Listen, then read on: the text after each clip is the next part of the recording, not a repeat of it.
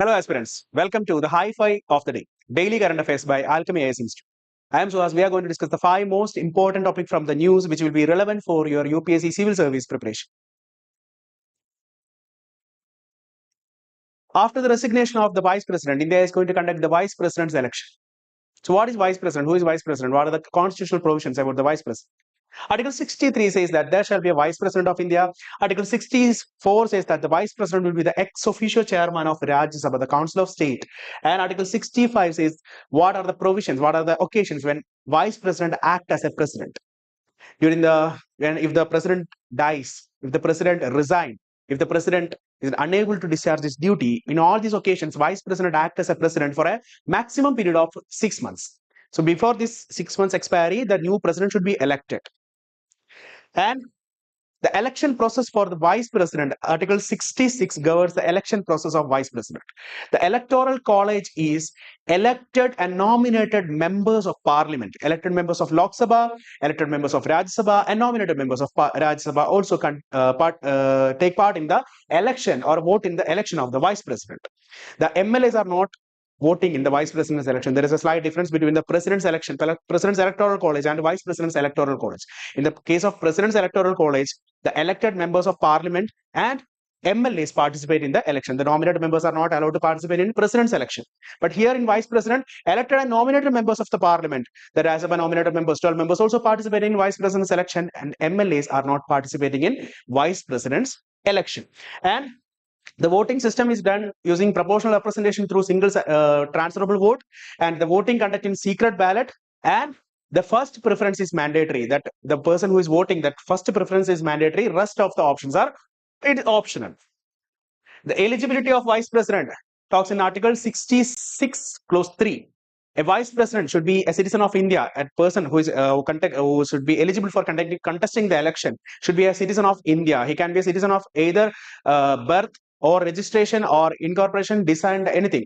There is no provision, there is no mandatory provision that the president should be, the vice president candidate should be an Indian citizen by birth as such in USA.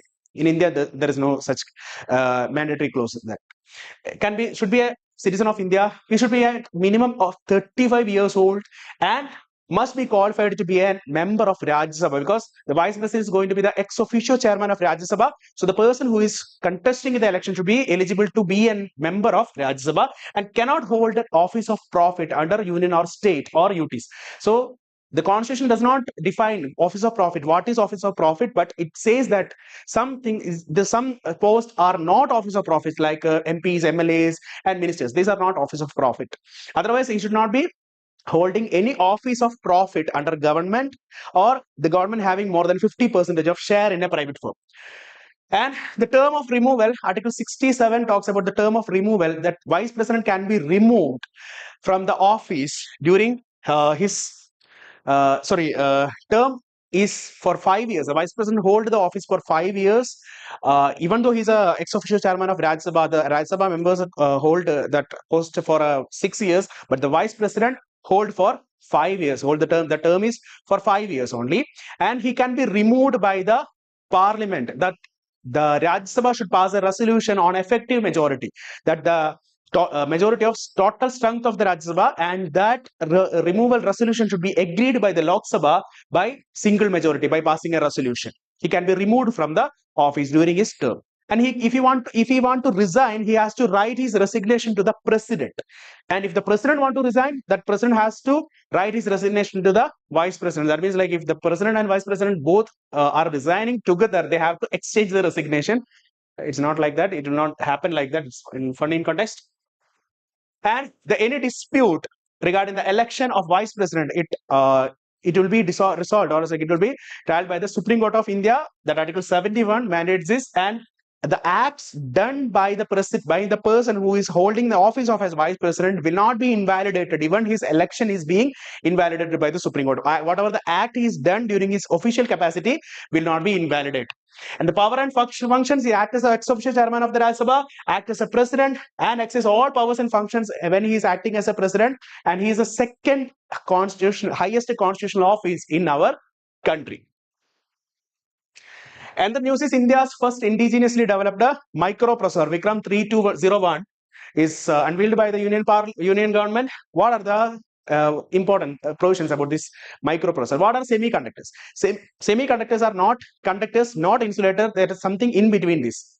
So they are following that with the properties between conductors and semiconductors, using, for example, silicon, germanium, like that. Conductors that allows the electricity to pass through, the insulator that will block the electricity, but semiconductors will act as both, sometimes conductor, sometimes semiconductor. How it happened, how it achieved? You can achieve through a process called doping. Doping means adding impurity to the conductors.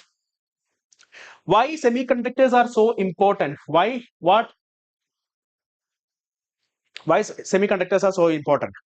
Earlier, we were using transistors. Before that, we were using vacuum tubes, inefficient, bigger vacuum tubes.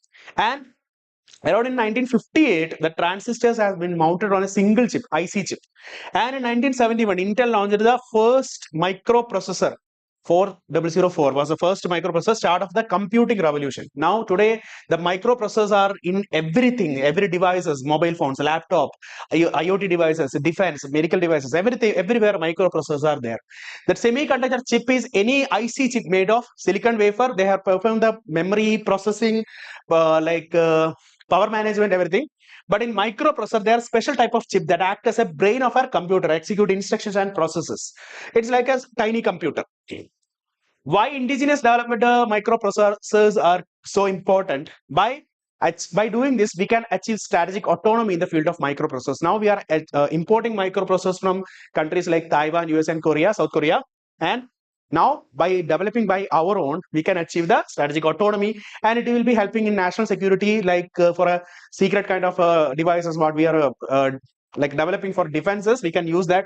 An economic opportunity, like the global semiconductor market will be more than $1 trillion by 2030. So India is entering into the global market of semiconductors, and it will be helpful for job creation and skill development and the global value chain entry. India can move from being an importer to a semiconductor hub in near future.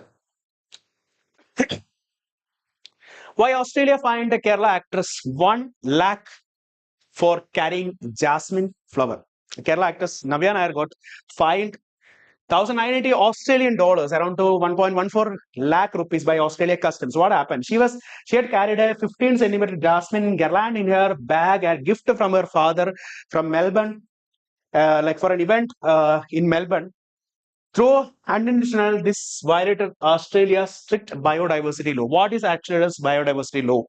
It is governed by the Biosecurity Act of 2015. It aimed to prevent exotic pests, weeds, and disease from entering in the island nations, and any material that could harbor the insect, fungi, or pathogens is restricted to the island nation Australia. And Australia has avoided many global crops or pest diseases due to such strict control. So why flowers are restricted? The fresh cut flowers or foliage, including the jasmine, conditionally non-prohibited goods. But the risk is can carry live insects, attract scent or nectar, may bring plant pathogens or viruses, and threaten agriculture, biodiversity, and economy. For example, if a pest enters, it could devastate the Australia's horticulture and export industries, and it will affect the Australia's economy. So our jasmine is allowed, yes, but under strict condition. There are two articles or two items permitted from India. One is jasmine and another one is tulsi leaves, garland.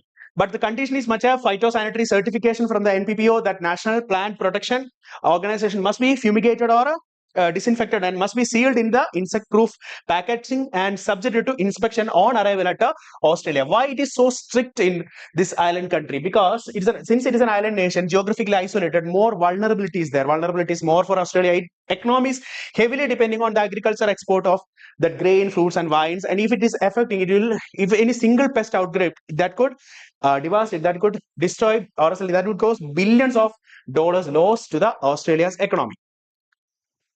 The news Red Sea cable cut happened, and what are the underwater sea cables?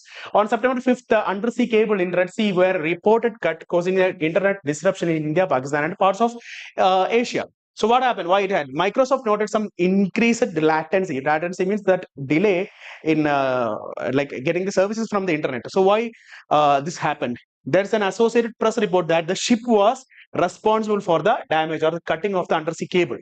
So what are undersea cables? They're also called as submarine cables.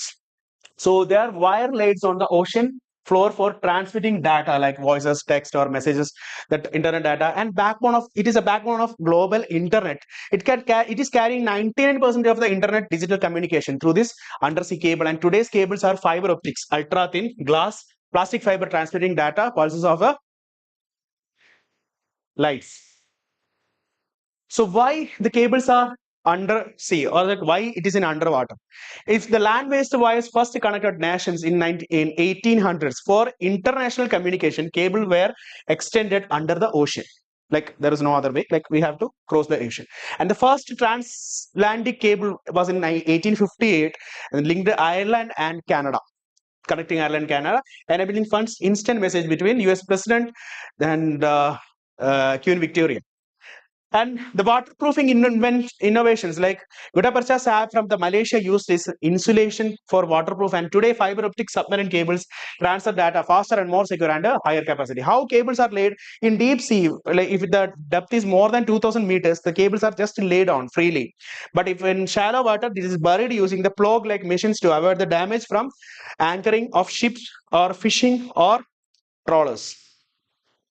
The vulnerability and risk are the natural threats are there like earthquake, ocean current, and shark bite. Natural threats are there. Human threats are there like ship anchoring, fishing trawls, or accident cuts are there. Security threat like espionage activities, like spy activities, or like sabotage activities, like it's a cyber attack on, or it's like attack on a country's communication system, or strategic choke points like Red Sea or Malacca Straits. These are the strategic choke points. And the repair, it's complex and expensive. Cable must be lifted by specialized ships and splice. Why foreign investors are not bullish on India? India is the world's fastest growing major economy. Average 8.2 growth between 2021 and 24. But yet, foreign capital inflows are at a 50-year low. Why? What happening? In 2024-25, net capital inflow were only $18.3 billion, the lowest since 2008 and 9. And in first quarter of 2025-26, saw a 40% fall in inflow compared to 2024-25. So why? What happened? What is the trend in foreign investors? Foreign portfolio industry outflows in 4 of the last 5 years. Net equity inflow only in 2023-24, it is around 25.3 billion. The recent trend is shifting to government bonds or debt instrument instead of equities. Shifting to government bond. And foreign direct investment (FDI) peaked in 2021, but dropped to $21 to $21 billion by 21-23. Recovered in 23-24, it was around $54 billion, but again collapsed to less than $1 billion in 2024-25. And the private equity and venture capitalists heavily inflows in past decades, now seeing exits. Like not that inflow is there, exit is there, and exit mainly through public markets and IPOs, enabling high domestic stock valuation. So why? What is the reason for weak foreign capital inflows? Why? What is the reason?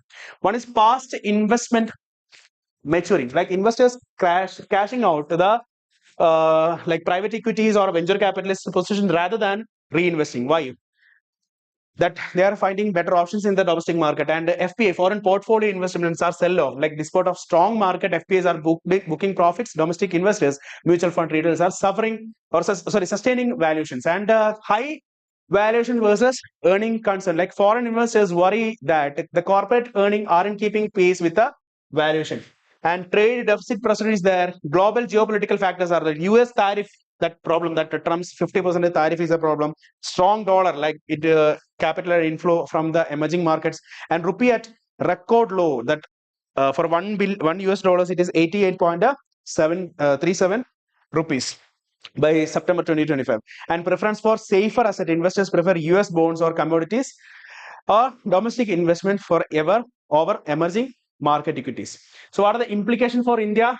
In India's case of balance of payment, BOP, it is actually like the trade, invisible trade, like service and remittance, invisible trade or intangible trade still cover the deficit. The service trade is still in deficit, and but risky if the trade deficit widen and capital inflows dry up.